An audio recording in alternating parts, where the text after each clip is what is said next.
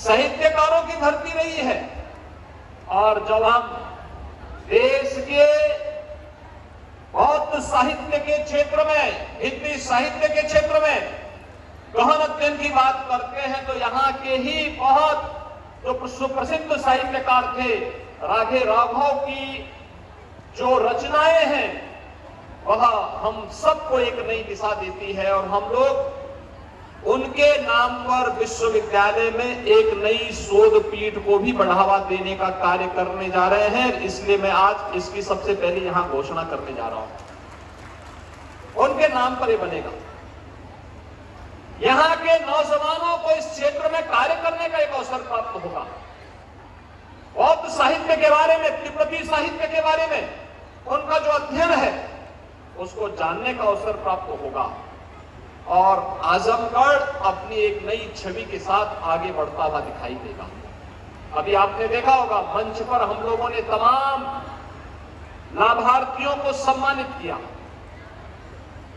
किसी को प्रधानमंत्री आवास योजना मिला है, किसी को मुख्यमंत्री आवास मिला है, किसी को आयुष्मान भारत का कार्ड मिला है, किसी को राशन कार्ड में अंत्योदय का राशन कार्ड मिला है, किसी को रोजगार के लिए मत्स्य संपदा योजना के अंतर्गत रोजगार करने के लिए एक अवसर प्राप्त हुआ है, किसी महिला स्वयंसेवी समूह को रिवॉल्विंग फंड उपलब्ध करवाया जा रहा है और किसी को स्वयं के रोजगार के लिए भी एक अच्छी खासी धनराशि आज यहां पर उपलब्ध करवाई गई। यानी जितने कार्य हैं, विकास की परियोजनाओं को लोकार्पण शिलान्यास भले हम कर रहे होंगे यहां पर। और अभी तो मैं कहूंगा निरुआ जी को भी और अपने तीनों एमएलसी को भी कि यहां के जिला प्रशासन के साथ बैठ करके डिस्ट्रिक्ट लेवल बैंकर्स कमेटी की बैठक को आयोजित करिए। उत्तर प्रदेश के व्यावसायिक शिक्षा और कौशल विकास विभाग के साथ बैठक करिए और एक भारी रोजगार मेले का आयोजन आजमगढ़ के अंदर किया जाए, जिससे यहाँ के नौजवानों को आजमगढ़ के अंदर ही नौकरी की संभावनाओं के लिए नियुक्ति पत्र यहीं से जारी हो सके। मैं कल गोरखपुर में था, भाइयों बहनों, कल मैं गोरखपुर में था। 136 कंपनियां कल गोरखपुर में आई थी और 136 कंपनियां जो गोरखपुर में आई थी उन 136 कंपनियों में इसमें फार्मेसी की भी थी, पैरामेडिकल की भी थी, नर्सिंग की भी थी और अलग अलग उसमें थी। मारुति सुजुकी ने भी वहां पे, रिलायंस जियो ने भी वहां पर अपना कैंप लगाया था। और एक दिन में गोरखपुर के अंदर, अकेले गोरखपुर महानगर में कल 5000 नौजवानों को नियुक्ति पत्र वहां पर देने का काम हुआ है।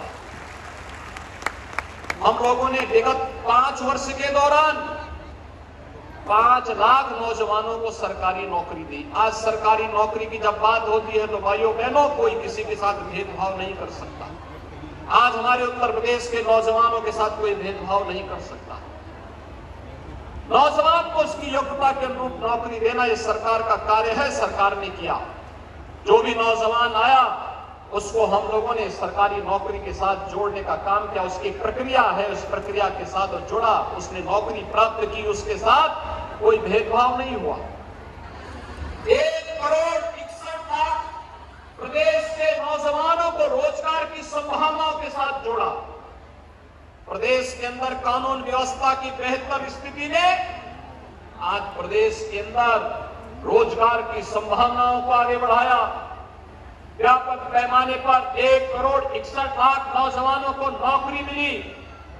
व्यापक पैमाने पर वे नौजवान आज स्वावलंबन के ओर अग्रसर हैं और 60 लाख से अधिक उद्यमी और कारीगर और हस्तशिल्पियों ने स्वतः रोजगार के साथ जोड़ करके इस कार्यक्रम को आगे बढ़ाया है। हमने उन्हें बैंकों से लोन दिलाया, सस्ते दर पर लोन दिलाया, आवश्यकता पड़ी तो सरकार से सब्सिडी भी दी उन्हें।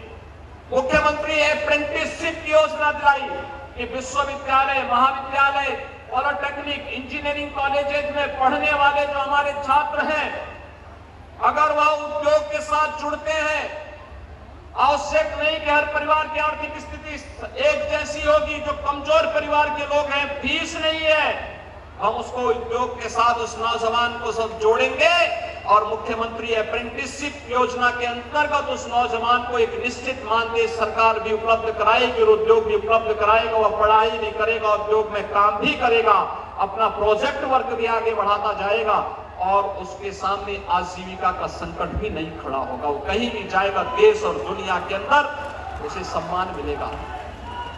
ओडीओपी के लिए भी हम यहां पर कार्य करने जा रहे हैं।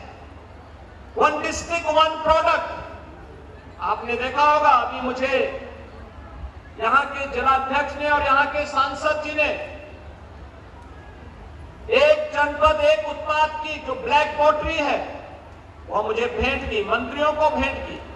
यह आजमगढ़ की एक पहचान है, यहाँ के हस्तशिल्पियों, यहाँ के कारीगरों ने, आप देखिए, विपरीत परिस्थितियों में भी इस कार्यक्रम को आगे बढ़ाया। और मैं यहाँ के जिला प्रशासन से कहूंगा कि इस उद्यम को आगे बढ़ाने की आवश्यकता, अधिक से अधिक लोग इसमें रोजगार के साथ जुड़ सके,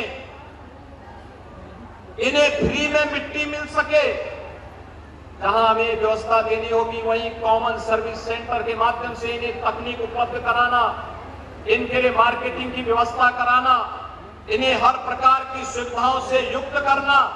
और ये सभी कार्यक्रमों के साथ अगर हम इसे जोड़ते हुए दिखाई देंगे तो भाइयों बहनों, विकास दूर नहीं होगा और साथ साथ हर नौजवान स्वावलंबन की ओर अग्रसर होगा। और नौजवान अगर स्वावलंबन की ओर अग्रसर हो गया तो समाज और राष्ट्र स्वयं ही स्वावलंबी हो जाएगा। हमारी सबसे बड़ी ताकत है हमारा नौजवान।